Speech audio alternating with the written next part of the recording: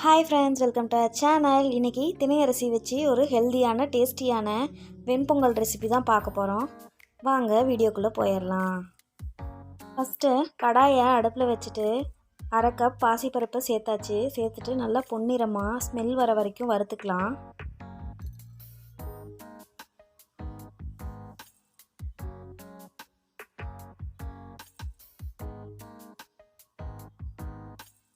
பாருங்க நல்லா பொன்னிறமா வறுபட்டுருச்சு. இப்போ ஸ்டவ் ஆஃப் பண்ணிடலாம். இப்போ ஒரு பாத்திரத்தில் திணை அரிசியை எடுத்திருக்கேன். 1 கப் திணை அரிசி எடுத்திருக்கேன். இப்போ இதை வாஷ் பண்ணி எடுத்துகிட்டு வந்துட்டேன். இது கூடவே நம்ம வறுத்து வச்சுருந்த பாசிப்பருப்பையும் சேர்த்துக்கலாம்.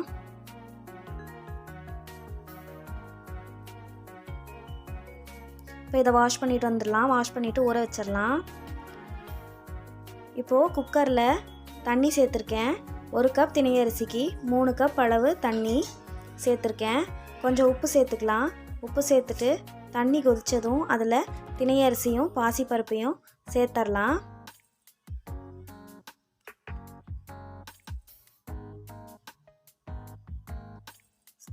சேர்த்துட்டு நல்லா கலந்து விட்டுக்கலாம். நான் இதில் பால் சேர்க்கல. உங்களுக்கு பால் சேர்க்க விருப்பம் இருந்தால் கொஞ்சம் தண்ணி கம்மி பண்ணிவிட்டு பால் சேர்த்துக்கலாம். தண்ணி நல்லா கொதிக்குது.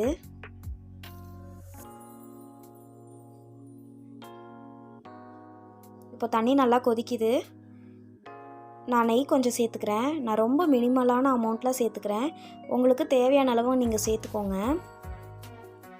நெய் சேர்த்துட்டு கலந்து விட்டுக்கலாம். கலந்து விட்டுட்டு குக்கர் லிட்டு போட்டு க்ளோஸ் பண்ணிடலாம். 2 விசில் விட்டு ஆஃப் பண்ணிடலாம்.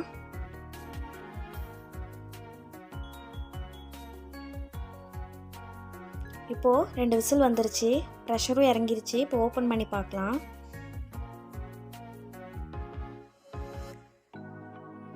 நல்லா வெந்திருக்கு.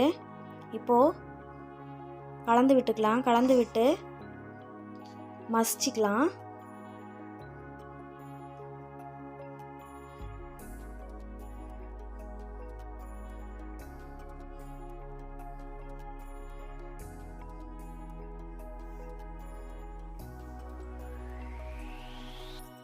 நல்லா மசிச்சாச்சு. இப்போ தாளிச்சிக்கலாம். ஃபஸ்ட்டு கடாயில் நெய் கொஞ்சம் சேர்த்து முந்திரி 4-5 உடச்சி வச்சுருக்கேன். அதை சேர்த்துக்கலாம். சேர்த்துட்டு நல்லா வறுத்துக்கலாம்.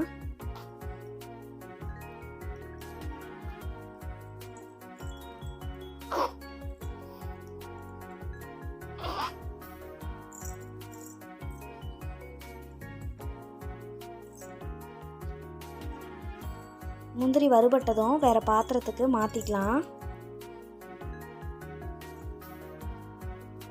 மாற்றிட்டு அதே கடாயில் கொஞ்சம் ஆயில் சேர்த்துக்கிட்டு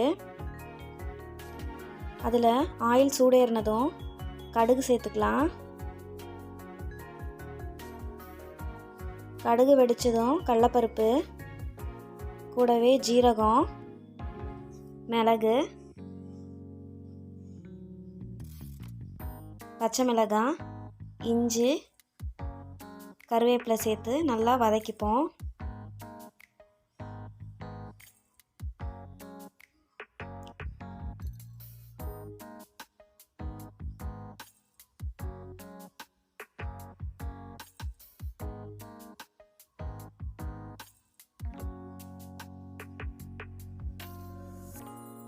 இப்போ இது கூடவே கொஞ்சம் பெருங்காயம் சேர்த்துக்கலாம். சேர்த்துட்டு நல்லா கலந்து விட்டுக்கலாம். கலந்து விட்டுட்டு வெண்பொங்கலில் தாளிப்பை கொட்டிடலாம். இப்போது இது கூடவே நம்ம வறுத்து வச்சுருந்த முந்திரியை சேர்த்துக்கலாம். சேர்த்துட்டு நல்லா கலந்து விட்டுக்கலாம்.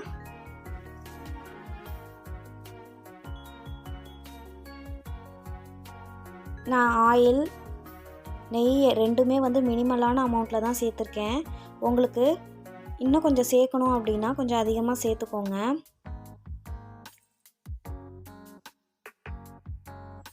நல்லா கலந்து விட்டாச்சு. ரொம்ப ஹெல்தியான ஃபுட்டுங்க. டயட்டில் இருக்கவங்களாம் கண்டிப்பாக இதை ட்ரை பண்ணலாம். இந்த வீடியோ உங்களுக்கு பிடிச்சிருக்குன்னு நினைக்கிறேன். கண்டிப்பாக லைக் பண்ணுங்கள், ஷேர் பண்ணுங்கள், மறக்காமல் சப்ஸ்கிரைப் பண்ணுங்கள். பக்கத்தில் இருக்க பெல் ஐக்கானையும் கிளிக் பண்ணுங்கள். அப்போ தான் நான் போடுற வீடியோ உடனுக்குடனே உங்களை வந்து சேரும். தேங்க்யூ.